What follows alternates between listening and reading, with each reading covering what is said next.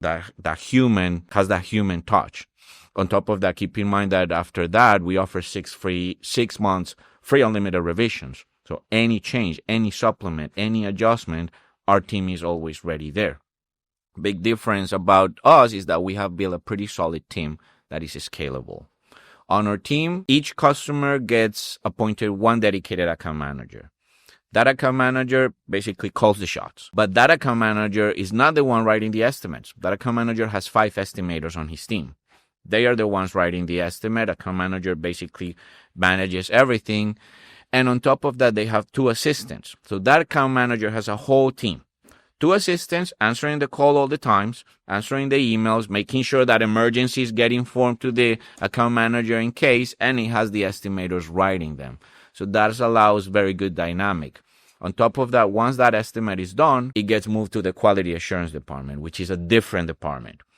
They review everything, analyze the scope of work of our customer, and then compare it with the estimate. That's kind of the last step of the process before getting it delivered. If a contractor already has a PA on the job, how do you avoid stepping on toes? Who talks to the carrier and who owns the estimate changes? Like, do you even take clients who already have PAs on the jobs? Oh, well, keep in mind that our customer is the contractor. Yeah. If there is a PA, that person is representing the homeowner, right? So basically, we don't, even though we might be able to collaborate because the estimate that we send to the roofer is going to end up on that adjuster's desk, right? And sometimes that adjuster might ask the roofer for some change, so we will do it. I feel that's where we got the main difference, that we act as part of the contracting firm. We don't even talk to that homeowner. In what scenario do you recommend the contractor or the homeowner get public adjuster or lawyer involved?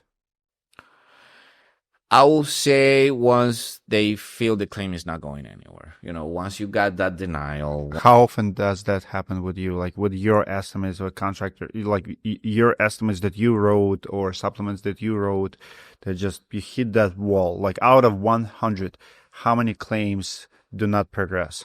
It's way less than 1%. Yes. And I want to connect this to a question you asked me before. Timeframes. Estimates, they get delivered in 2 days.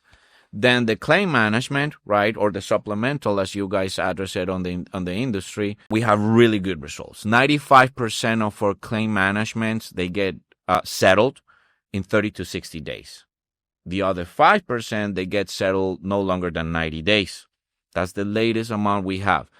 I think this year we have had in a single denial that they are not approving of all our claim management. So I'm convinced that this service could add huge value because, again, it's something that the industry doesn't know us that well that we do. Everyone knows that we write estimates and estimates. Not everyone knows that we will also do that billing, collection, and that back office support for the contractor. The results are, I'm impressed. Every time I meet with that team, they keep giving me really, really good numbers, right? 95% in 30 to 60 days is really good.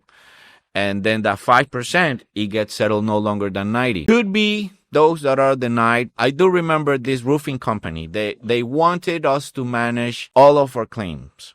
We have a lot of resistance on all of their claims because they were not visiting the property. Basically, they had like these drone tools or these satellite tools. So they were trying to capture a lot of customers, signing them, but they were never at the property. So the pictures they were sending us were some satellite pictures. The insurance company never accepted those because, and I personally got on the phone with a customer and I told him, this is not flying very high because the pictures are not clear enough. If you want me to push this, we will need somebody to go on that roof and take clear pictures so we can see the damages and we can show it on the estimate. The satellite pictures are just not clear enough to show that. Insurance company put resistance on 99% of all their claims. So yeah, that clear picture showing the damage is fundamental. And not only that, they were trying, and I understand the business. They were trying just to make it a little massive, 80 claims. And if we don't have to send somebody there, we're going to save some money and use it with these pictures. But yeah, if it's not clear enough, the insurance is just going to say that it's not a hellhole, right? That kind of stuff is what can cause that a claim doesn't fly, or a homeowner doing fraud, right? That kind of stuff also is really hard to control. Let's talk about industry ethics, your industry ethics. You see a lot of claims. Would you say that majority of supplements companies ethical? How many are inflating claims or crossing lines into PAs? Like, do you see your competition or roofers asking too much, like, doubling, tripling? I've seen it, 7, 8 years ago when I was still in the industry. A lot of guys say, like, let's ask for as much as we can and settle in the middle, right? Like, they're just throwing everything they can possibly throw. Payouts, like stuff that they're not even planning to do. They were just doubling, tripling claims, hoping, to add, 50% to the claim. Is it still a game, or you feel like industry leveled and now we're more professional and more reasonable with insurance companies? Well, I feel that it actually comes more from the contractor, wanting to inflate these bills. Remember that there's two ways that you can inflate it: either changing the price, altering the exactimate price and just manually put a different price.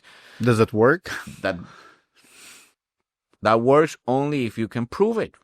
If, let's say, you are charging for those shingles double the price, but it was because of this reason. There was no shingles. Look, this is the invoice I had to pay to the provider.